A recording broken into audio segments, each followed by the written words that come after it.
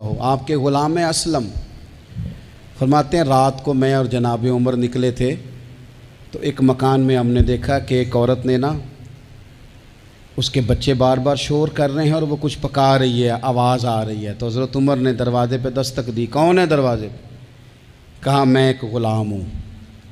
حضرت عمر کہتے ہیں غلام ہوں، بہن کیا مسئلہ ہے، بچے کیوں رو رہے ہیں؟ تو بی بی کہنے لگی تمہیں کیوں بتاؤں، جاؤ نا اپنا کام کرو۔ حضرت عمر نے اصرار کیا تو تلخ لہجے میں، جس سے غصہ نہیں کر جاتے حکمران، councillor, chairman, M P M N A ناراض نہیں ہو جاتے، اس تلخ لہجے میں بی بی کہنے لگی دعا کرو اللہ میرے اور عمر کے درمیان قیامت میں فیصلہ کرے۔ کیسا حکمران ہے کہ اس کی حکومت میں میرے بچے بھوکے سوتے ہیں، یہ میں نے پانی میں روڑے ڈال کے چڑھائے ہیں، لیکن یہ پیٹ کی بھوک یہ بڑی ڈاڈی ہوتی ہے، یہ نیند بھی نہیں آنے دیتی۔ خیال تھا رو دو کے سو جائیں گے پر سو بھی نہیں رہے۔ حضرت فاروق اعظم دوڑے گئے، گھر سے سامان، اناج، غلہ کندھے پہ رکھا۔ خادم کہتے ہیں میں نے کہا کہ مجھے دے دیں، فرمانے لگے چل تو وعدہ کرنا قیامت میں بھی میرے بوجھ اٹھائے گا۔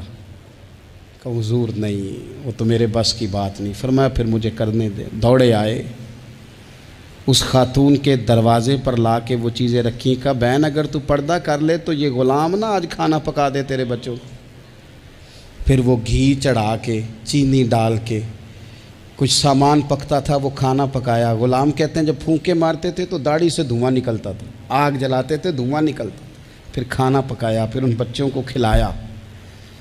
پھر حضرت عمر فاروق رضی اللہ تعالیٰ عنہ نا تھوڑے پیچھے بیٹھ گئے تو بچوں کے ساتھ اس طرح کی باتیں کرنے لگے کہ وہ ہنس پڑیں۔ جناب اسلم کہتے ہیں بچے اس بیوہ کے ہنستے تھے، بچے ہنستے تھے اور عمر روتے تھے۔ جب وہ ہنستے تھے تو فاروق روتے تھے۔ پھر وہ بچے آہستہ آہستہ لیٹنے لگے اور جب وہ سونے کی طرف بڑھنے لگے تو حضرت عمر کہنے لگے بہن میں جاؤں؟ کہنے لگی رب تیرا بھلا کرے، میرا کلیجہ پھٹ جاتا اگر میرے بچوں کو آج شام بھی روٹی نہ ملتی۔ تو سیدنا فاروق اعظم رضی اللہ تعالیٰ عنہ کہنے لگے پھر تو میرے لیے دعا کرے گی؟ کہنے لگی میں دعا کرتی ہوں اللہ عمر کی جگہ تیرے جیسا کو نیک آدمی بٹھا دے۔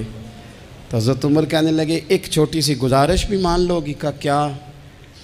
فرمانے لگے کوئی یہ میری خدمت اگر پسند آئی ہے تو عمر کو معاف نہیں کر دیتی؟ غلطی ہو گئی، اسے پتہ نہیں تھا، اپنے منہ سے کہنے لگے سیاںا بھی نہیں، باشعور بھی نہیں، اسے چاہیے تھا خلافت کی ذمہ داریاں نہ لیتا۔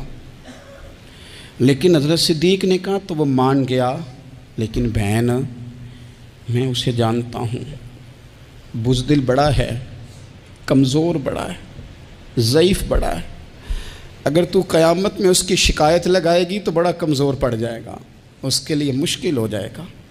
تو کہنے لگی اچھا اگر تو اتنی سفارش کرتا ہے تو جا، میں نے عمر کو معاف کیا۔ حضرت فاروق اعظم نے چہرے سے کپڑا ہٹایا تو بی بی کہنے لگی اوہو آپ عمر ہیں؟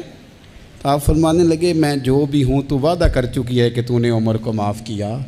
پھر باہر نکلے اور اپنے خادم جناب اسلم سے کہنے لگے 2 بندے اور بلا اور انہیں گواہ بنا کہ میں نے اس غریب کے روتے بچے ہنسائے ہیں، تو جا کے ان کو بتا میں نے وہ ہنسائے ہیں، اس کے بھوکے بچوں کو میں نے روٹی کھلائی ہے، اور تو گواہ ہو جا کہ اس بی بی نے خود کہا ہے بغیر جبر کے، میری گزارش پہ کہا ہے کہ میں نے عمر کو معاف کی۔ کیوں نہ ہم بھی اپنی اپنی ذمہ داریوں کا احساس کر لیں، کیوں نہ ہم بھی جہاں جہاں ہماری ڈیوٹی ہے ہم بھی وہاں غور کر لیں، کہیں ایسا تو نہیں کہ ہم بھی کمزور پڑ گئے ہیں، ذمہ داری تو لے لی ہے پر اب ہم ادا نہیں کر پا رہے، ورنہ وہاں سے معافی لے لیں۔ اللہ تعالیٰ سیدنا فاروق اعظم کا فیضان عطا کرے۔